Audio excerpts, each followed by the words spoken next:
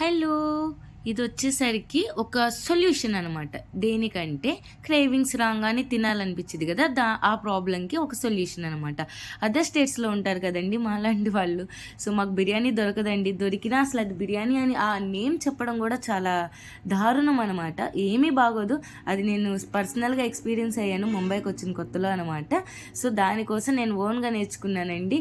So, అప్పటి నుంచి కుకింగ్‌లో చాలా స్పెషల్ అయిపోయాననమాట. ఈ బిర్యానీ రైస్‌కొచ్చేసరికి సింపుల్ అండి. కార్డ్ తీసుకొని ఫ్రైడ్ ఆనియన్స్, పుదీనా, కొత్తిమీర, అలానే బిర్యానీకి కావాల్సిన మసాలాలేసుకొని, అల్లం వెల్లుల్లి పేస్టు, నిమ్మకాయ, నెయ్యి వేసుకొని అలా సైడ్ పెట్టేసేయండి.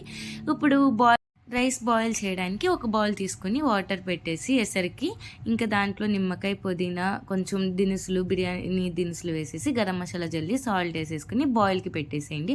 హ్యాపీగా సాంగ్స్ పెట్టి వినేయండి. అది బాయిల్ అయ్యేలోగా ఏం వర్క్ ఉండదు, సింపుల్. అది ఎసరు కాగేటప్పుడు జస్ట్ పైన నురగని తీసేస్తే చాలా క్లియర్గా ఉండిద్దండి బిర్యానీ మనకి. అప్పుడు తినేటప్పుడు కూడా మనకి కొంచెం టీత్ కింద రాకుండా ఉంటాయన్నమాట.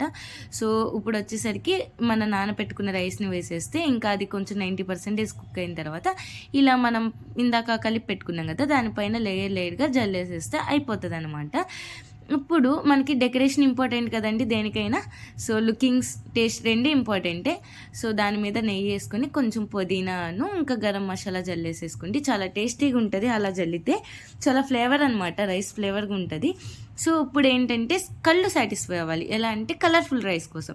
దానికోసం ఒక హెల్దీ వేలో చూద్దామండి. ఫుడ్ కలర్ అవాయిడ్ చేయండి, అస్సలు వాడద్దు, అది హెల్త్కి మంచిది కాదు. సో కొంచెం నెయ్యి తీసుకుని దాంట్లో పసుపు వేసుకొని బీట్ చేసుకుంటే ఎల్లో కలర్ వస్తుంది అనమాట. దాన్ని బిర్యానీ మీద స్ప్రెడ్ చేసేసుకుని కొంచెం బిర్యానీ మీరు బాయిల్ అయిన వాటర్ పై పైన